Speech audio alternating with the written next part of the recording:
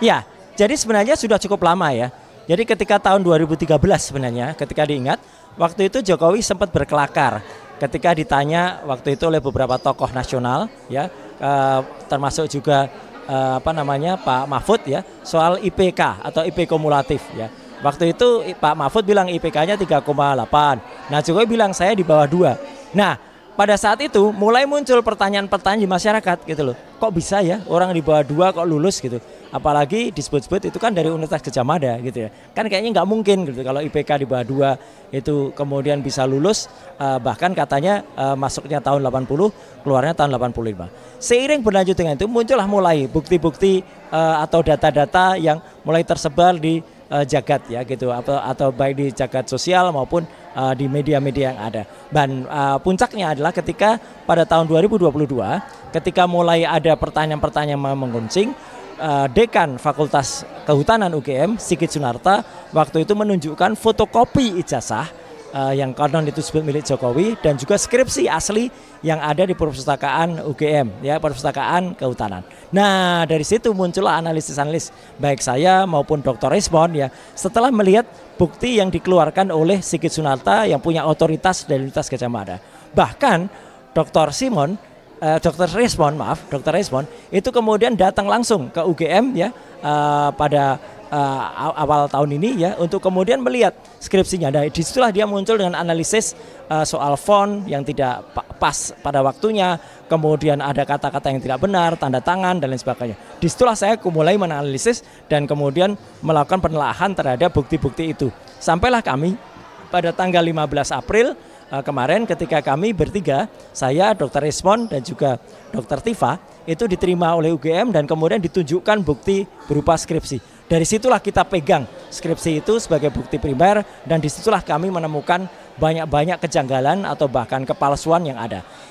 Anunya sederhana saja, kalau skripsinya seperti itu, kalau kemudian bukti fisik skripsi primary evidence itu hanya seperti itu, jelas tidak lulus gitu loh. Kalau seperti itu, karena banyak sekali kesalahan yang sangat fatal gitu, termasuk nama penguji, tidak ada yang lembar pengesahan yang ditandatangani lengkap, tidak ada lembar pengujian yang ada nama-nama dosen penguji dan lain sebagainya. Jadi ini sederhana saja, kalau memang skripsinya tidak benar ya pasti ijazahnya tidak benar. Akan halnya, ini perkembangan terbaru nih yang saya dengar. Tadi pagi katanya Jokowi melaporkan langsung ya, datang langsung ke Polda Metro Jaya. Menurut saya bagus ya, bagus. Jadi asal kita bisa lihat bahwa ini harus ujung pangkalnya adalah kalau dia lapor soal pencemaran nama baik, ujung pangkalnya adalah ijazah dan skripsinya. Jadi jangan lari dari situ, jangan nanti dibelokkan ke hal yang lain ya, karena yang kita persoalkan adalah ijazah dan skripsinya.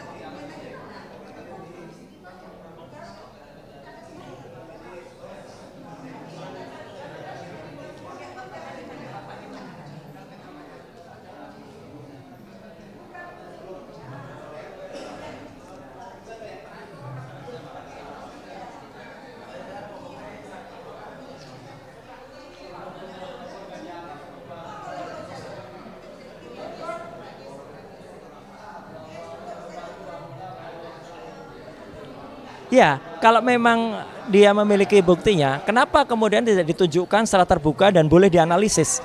Karena Undang-Undang Keterbukaan Informasi Publik nomor 14 tahun 2008 itu membolehkan seseorang harus mengetahui bentuk-bentuk dokumen yang mana dokumen itu milik seorang pejabat publik atau tokoh publik gitu ya. Jokowi kan tokoh publik gitu, meskipun dia mungkin boleh mengatakan sudah tidak presiden lagi, tapi dia adalah penasihat di Danantara gitu ya. Jadi artinya dia harus tetap mau terbuka terhadap, dan itu tidak dikecualikan, tidak masuk pasal 27 ya dalam Undang-Undang Keterbukaan Informasi Publik itu yang dikecualikan. Nah, kalau saja kemudian waktu itu sempat ditunjukkan kepada wartawan, itu harus digarisbawahi. Itu hanya ditunjukkan dan wartawan tidak boleh bawa kamera, tidak boleh bawa perekam. Berarti apa? Malah ingin menggunakan wartawan untuk diadu domba dengan masyarakat. Jadi wartawan sudah lihat kok gitu.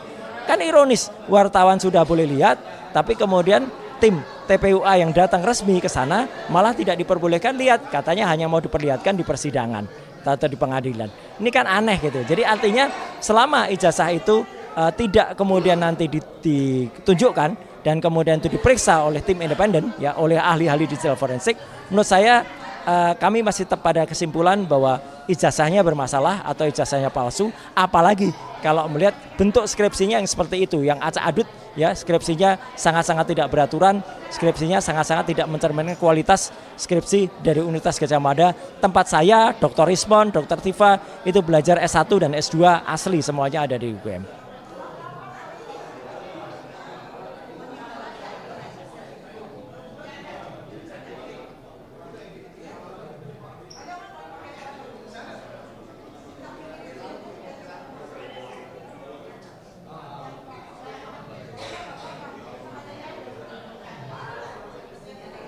Ya, itu baru kita dengar ya. Nanti kita lihat pasal apa ya. Kalau kemarin yang diadukan kan pasal 160, di mana itu adalah kita dianggap menghasut gitu ya. Nah, kalau menghasut ini lucu sekali ya. Karena pasal itu juga sebenarnya sudah tidak berlaku lagi untuk dia gitu. Karena dia bukan lagi pejabat negara sekarang, atau kita tidak melawan pemerintah gitu. Tapi kalau pencemaran nama baik boleh-boleh saja dipakai itu. Tapi kan ancaman hukumannya juga tidak setinggi dari penghasutan gitu ya. Jadi artinya tidak ada alasan hak untuk menahan kami gitu. Ini kan kami ini kan sebenarnya akan ditahan gitu ya, akan ditahan atau akan ada upaya rekayasa untuk ditahan. Karena apa?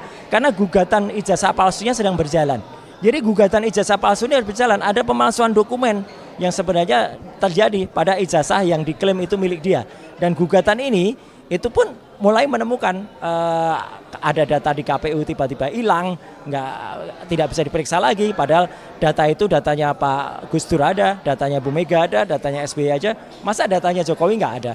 Ini kan aneh gitu ya. Nah, jadi ini harus paralel ya, kedua-duanya harus berjalan. Jangan sampai hanya pencemaran nama baiknya yang diproses dan itu dikatakan mau dilepaskan dari kasus skripsi, tapi justru skripsi dan ijazahnya ini yang kemudian ditinggalkan. Jadi sekali lagi masyarakat harus mengkawal ini, masyarakat harus mendukung penuh ya kerja dari kepolisian.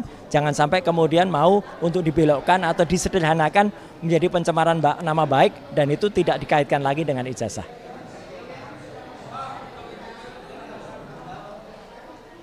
Oke, baik. Ya. Terima kasih. Selamat siang.